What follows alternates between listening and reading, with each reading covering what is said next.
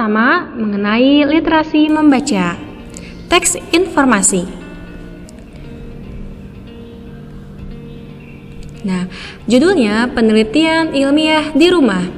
Seringkali ketika kita mengatakan penelitian ilmiah, maka yang kita pikirkan adalah laboratorium dengan alat-alat canggihnya. Padahal kita dapat melakukan penelitian ilmiah di mana saja, di dalam laboratorium maupun di luar laboratorium. Misalnya mengamati ketaatan murid terhadap peraturan lalu lintas di persimpangan jalan atau mengamati pergerakan bulan ketika terjadi gerhana bulan. Penelitian ilmiah adalah rangkaian pengamatan yang sambung menyambung serta berakumulasi untuk menemukan, mengembangkan, dan menguji jawaban atas pertanyaan ataupun masalah. Kunci utama penelitian ilmiah adalah melakukan pengamatan secara sistematis, baik dari segi objek amatan, waktu mengamati, hal yang kita lakukan pada objek maupun data yang kita catat. Contoh penelitian ilmiah yang dapat kamu lakukan di rumah adalah pengamatan untuk menjawab pertanyaan, apakah jumlah air penyiraman mempengaruhi tinggi tanaman? Untuk menjawab pertanyaan tersebut, kamu perlu menciptakan beberapa situasi. Pertama, menyiram hanya sekali sehari atau menyiram 2 kali sehari. Ada 2 situasi seringnya dilakukan penyiraman air yang berbeda untuk mengetahui apakah benar jumlah air penyiraman mempengaruhi tinggi tanaman. Penelitian dikatakan sistematis jika air penyiraman tidak asal jumlahnya. Kamu harus menentukan jumlah yang sama untuk setiap kali penyiraman. Jumlah ini harus konsisten kamu lakukan setiap kali penyiraman. Kamu tidak boleh mengubahnya. Kemudian, sistematis objek serta perlakuan terhadap objek. Objek penelitian kita adalah tanaman A serta tanaman B.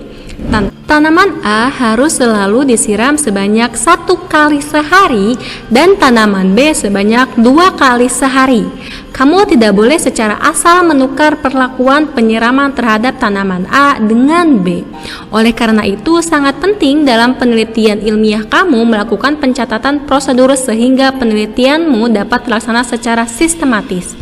Hal lain yang tidak boleh kamu lupakan adalah memastikan hasil pengamatanmu tidak dipengaruhi hal lain, misal jenis tanaman A dan B harus sama, umur kedua tanaman sama, ataupun intensitas cahaya matahari sama. Hal ini sangat penting supaya kamu yakin bahwa yang mempengaruhi perbedaan tinggi tanaman adalah jumlah air siraman, bukan karena jenis tanaman B lebih cepat tinggi dibandingkan tanaman A. Jika kamu sudah secara sistematis melakukan penyiraman, catatlah tinggi tanaman secara sistematis juga. Gunakan pengukuran panjang yang sama, cara yang sama, dan waktu yang sama. Contohnya, mencatat tinggi tanaman setiap seminggu sekali dalam ukuran milimeter secara tegak lurus terhadap permukaan tanah tempat tanaman tumbuh. Setelah catatan tinggi tanaman tersebut terkumpul secara terus-menerus, akumulasi data dapat menjawab pertanyaan penelitianmu.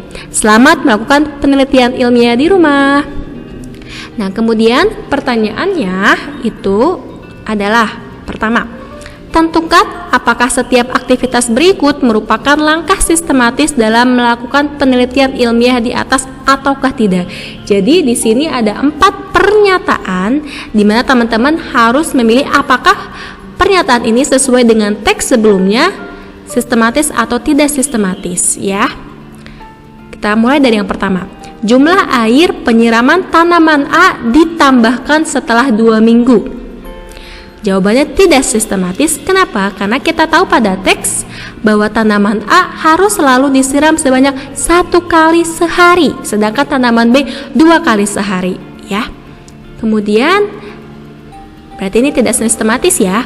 Kemudian lanjut ke pernyataan yang kedua. Kedua tanaman disiram pada jam yang sama setiap harinya. Ini adalah sistematis. Ada pada teks yang dimana ada di paragraf ini, bahwa untuk melihat tidak ada pengaruh lain, misalnya jenis tanaman A harus sama dengan tanaman B, umur juga harus sama, intensitas juga harus sama ya. Jadi harus sama kecuali siraman airnya. Jadi kedua tanaman disiram pada jam yang sama pun itu benar ya, itu sistematis. Kemudian tinggi tanaman diukur ketika terlihat ada perubahan tinggi tanaman. Nah, ini tidak sistematis ya. Kenapa? Karena di sini ya, jika kamu sudah secara sistematis melakukan penyiraman, catatlah tinggi tanaman secara sistematis juga. Gunakan pengukuran panjang yang sama, cara yang sama, dan waktu yang sama. Ya, contohnya mencatat tinggi tanaman setiap minggu sekali dalam ukuran milimeter. Ya, jadi di sini kita tidak boleh menunggu mengukur tinggi itu ketika ada perubahan. Jadi harus kalau memang mau seminggu sekali. Jadi di sini jawabannya tidak sistematis. Tidak sistematis. Kemudian selanjutnya, data pengukuran tinggi tanaman dicatat dalam satuan panjang yang sama. Tadi sudah ya. Ini benar, yaitu sistematis. Nah, kemudian berikut ini yang merupakan manfaat dari pencatatan prosedur penelitian ilmiah adalah, nah, di sini kamu boleh memilih dari satu jawaban. Pertama, memastikan langkah yang dilakukan konsisten dari waktu ke waktu. Ya, kalau kita sudah melakukan pencatatan prosedur penelitian, maka kita bisa memastikan bahwa langkah yang kita lakukan ini udah konsisten. Jadi benar. Yang kedua, membuka peluang siapapun dapat melanjutkan penelitian ilmiah dengan cara yang sama. Ketika kita punya catatan, maka ketika diberikan kepada orang lain dapat melihat catatan kita yang ditulis secara sistematis, maka dapat dilanjutkan oleh orang berikutnya. Ini benar. Kemudian yang jawaban yang ketiga dan empat, membuktikan kepada orang lain bahwa hasil penelitiannya pasti benar. Ini belum tentu ya. Oke, kemudian mempercepat proses dilakukannya penelitian ilmiah. Tidak, di sini bukan untuk mempercepat ataupun lambat, tapi di sini agar lebih sistematis, agar lebih bermanfaat. Kemudian soal yang ketiga, media tanaman A adalah tanah humus yang subur, sedangkan media tanaman B adalah tanah berpasir. Kemudian di sini peneliti menyimpulkan bahwa tanaman A yang disiram dengan jumlah air sedikit lebih tinggi dibandingkan tanaman B yang disiram dengan jumlah air yang banyak. Berdasarkan teks tersebut, apakah simpulan penelitian dapat diterima? Jawabannya adalah tidak. Kenapa? Karena yang menjadi faktor pembeda dari penelitian tersebut adalah media tanahnya. Media tanaman A itu tanah humus yang subur, sedangkan tanaman B berpasir. Tidak konsisten atau tidak cocok dengan kesimpulan peneliti ya. Sedangkan peneliti ini menyimpulkan dari air penyiraman, jadi tidak cocok atau tidak sesuai. Contoh literasi numerasi. Contoh soal kelas 8, ini menjelang akhir tahun beberapa toko memberikan diskon yang bervariasi. Beberapa diskon yang diberikan oleh toko A, B, C, D, E, dan F seperti terlihat pada layar ya. Nah, sebelumnya saya akan menjelaskan dulu apa sih maksud dari yang namanya diskon 50% plus 20%. Jadi, arti diskon 50% ditambah 20% adalah memberikan diskon 50% terhadap harga suatu barang. Ya, kemudian menambahkan diskon 20% terhadap barang yang sudah didiskon pertama. Nah, contoh, ada barang yang nilainya 100.000, maka kita cari dulu harga sesudah diskon 50% pertama.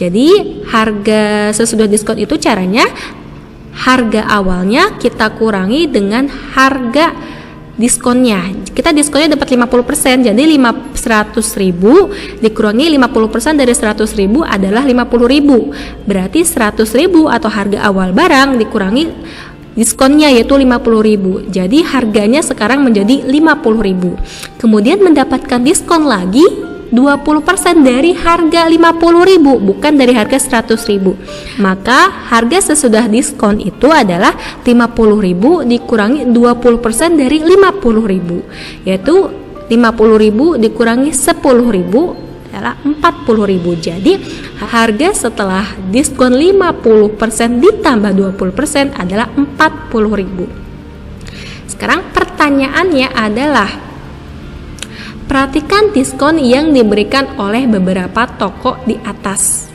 Klik benar atau salah pada setiap pernyataan berikut ya. Ini kita coba jawab untuk soal yang pertama. Ya, di sini ada diskonnya, keterangan diskon dari beberapa toko. besar diskon di toko B sama dengan diskon di toko C. Kita lihat diskon di toko B itu 30% plus 20%. Sedangkan di toko C 40% plus 10%. Kalau kita tidak paham makna tadi ya yang sudah dijelaskan, maka kita akan menganggap diskon B itu 50 tinggal ditambahin. Diskon C 50 juga, berarti sama dong. Nah, ingat, di sini bukan kita tambah ya. Kita akan coba cek ya pembahasan. Besar diskon di toko B itu 30% ditambah 20%. Ya, anggap harga awal barang 100.000. Besar diskon awal ini adalah 30% sebelum ditambah 20% ya. Jadi kita cari dulu besar diskonnya adalah 30% dari 100.000 yaitu 30.000. Maka harga barang setelah didiskon 30% menjadi 100.000 dikurangi 30.000 yaitu 70.000. Kemudian ditambah diskon 20% dari harga 70.000 sehingga besar diskon 20% ini adalah 20% dari 70.000 14.000. Jadi kita mendapatkan potongan harga 14.000. Maka besar diskon total dari 30% tambah 20% adalah 30.000 plus 40.000. Jadi kita mendapatkan potongan harga 44.000 di toko B.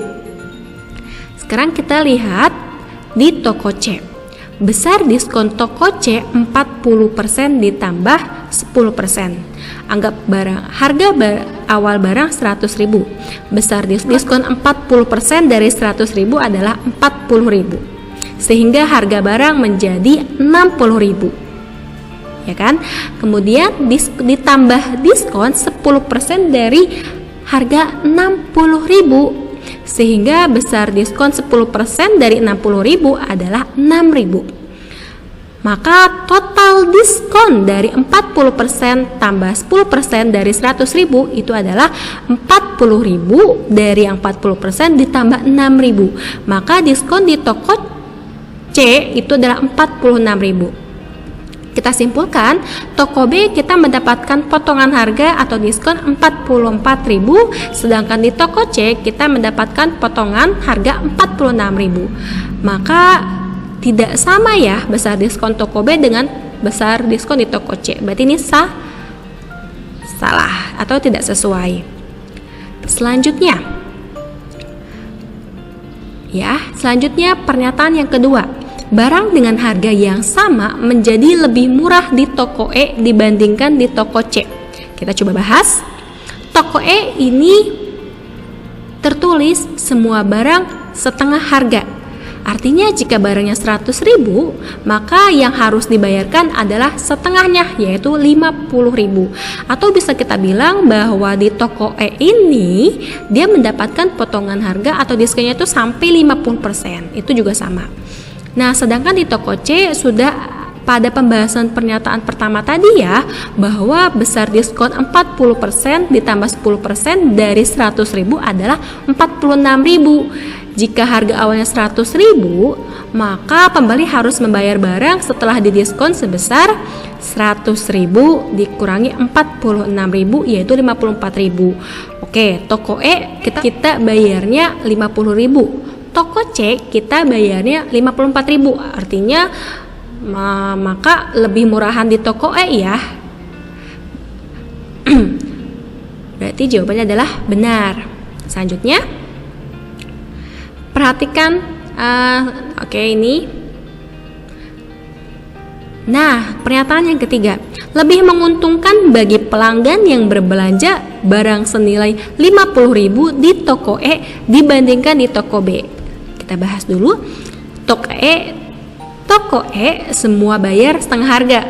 Ya, artinya jika barangnya 50.000, maka yang harus dibayarkan adalah setengahnya, yaitu 25.000. Besar diskon di toko B 30% plus 20%. Kalau harga awal barang 50%, maka harga barang setelah diskon 30% plus 20 adalah 50.000 dikurangi, kita hitung dulu diskon yang pertama ya, 30% dari 50.000 itu adalah 15.000. Jadi kita mendapatkan potongan pertama itu 15.000. Berarti 50.000 dikurangi 15.000, harganya sekarang menjadi 35.000. Ditambah lagi dengan diskon 20% dari harga 35.000, sehingga harga barang sekarang menjadi 35.000 dikurangi 20% dari 35.000. Yaitu 35.000 dikurangi 7.000, sehingga sekarang harga barang menjadi 28.000. Nah,